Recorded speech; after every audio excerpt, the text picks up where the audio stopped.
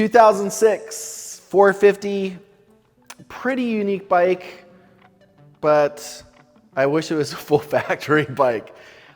This is one of the factory frames from Suzuki, non-VIN frame. The graphics plastic, the plastic was literally on Ricky Carmichael's bike.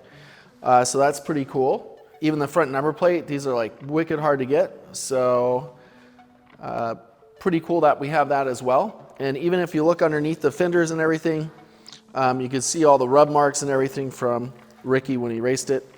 Everything else is pretty much bike parts that they had that we just put together to build a bike.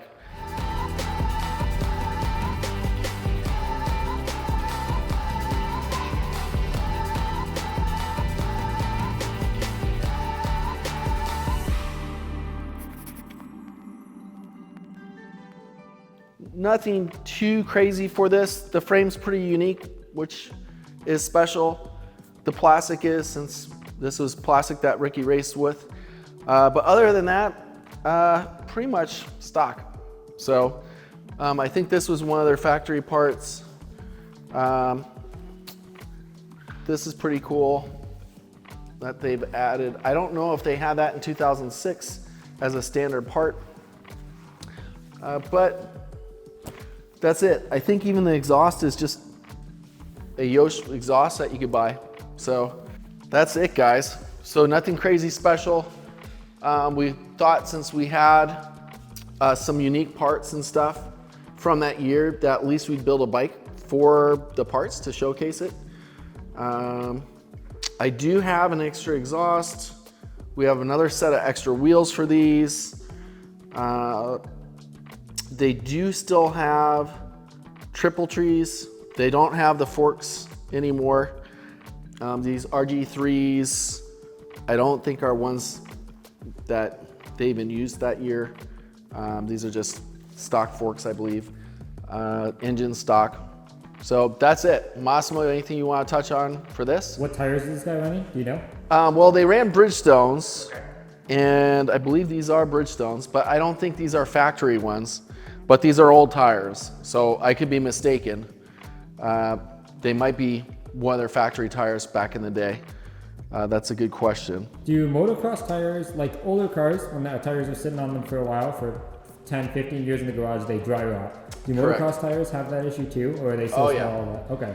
Yeah, and these, I mean, all this stuff's been indoors in an air-conditioned location.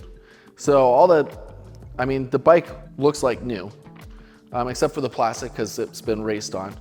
The wheels look new to me, but I don't even know if they have a born date on them. They probably do. So I don't want to burn our time too much unless you want me to look at the born date. But we'll include it. Yeah, we'll piece it in. We'll piece it in the video. So, but that's it, you guys. Just another cool little bike that we wanted to put together, showcase at least the frame since it was around and the bodywork.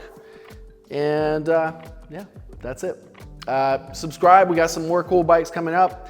I feel like our next several weeks, we're going to have a lot of race bikes that were either professionally raced or ridden, or at least frames, or post-retirement practice bikes.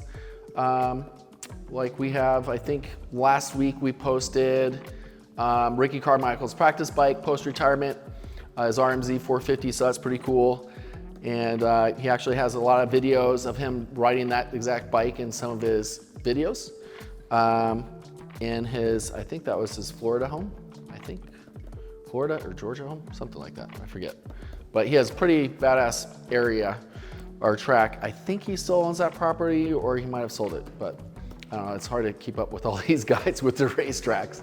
But that's it. Anything else, Massimo? I think that's it. All right, you guys, thanks for watching. We'll see you next week.